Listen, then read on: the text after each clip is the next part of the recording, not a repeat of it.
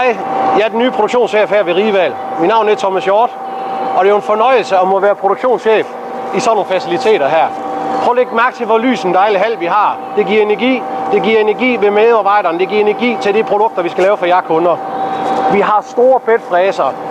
Vi har 4, vi har 5 akselmaskiner. Vi har kompliceret drejebænke. Vi har robotløsninger. Vi har så meget kompleks produktionsudstyr her ved Rival.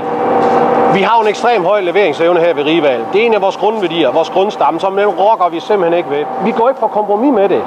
Vi kan møde udfordringer, men vi vil gøre alt for at løse det. Det kan opnås ved, at vi har nogle medarbejdere, vi har nogle rammer, og vi har nogle spændende produkter, som gør, at de 98% herinde, dem er vi alle sammen interesseret i at nå.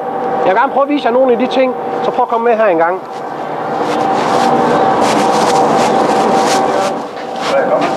Som I kan se, 16 målemaskiner, noget af det ypperste inden for måleteknik.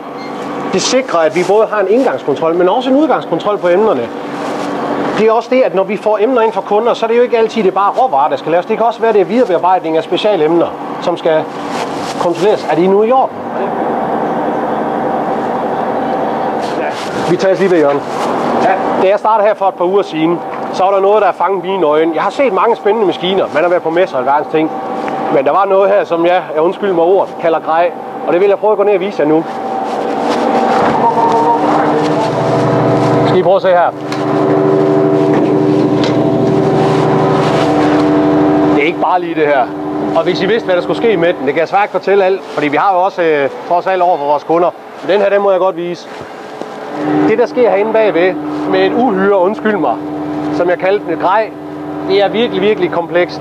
Det er værktøj, der er udviklet, som vores medarbejdere selv har været med til at udvikle via CAD/CAM-systemer og alverdens ting. Det gør virkelig, at det her det er yderst komplekst.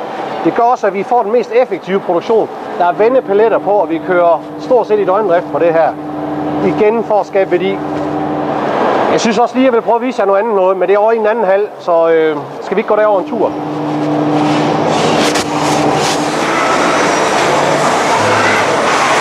Det her det er jo noget helt andet. Før der var det de store maskiner, vi har i gang i. Her er vi over nogle mindre maskiner, men de har godt nok noget mere avanceret også godt nok. Jeg kender lidt mere det her, hvor på det andet over. Men det gør det ikke mindre interessant. Det der er det kunsten herovre, det er, at vi kører mange ubemandede timer. Det gør også, at vi kan levere en stor mængde meget hurtigt. Og for at vi kan fortsætte med det, fordi det har kunderne jo allerede fundet ud af, det gør vi rigtig godt, så er vi faktisk ved at erhverve os en ny maskine. Det er også grej øvrigt. Men det er meget komplekst derinde. Der er roterende værktøjer, softspindler og alverdens ting, og den er virkelig bygget til at køre. Jeg ved ikke, hvor mange ubemandede timer sådan en maskine. Den her, den bliver ved i 25 år. Ja.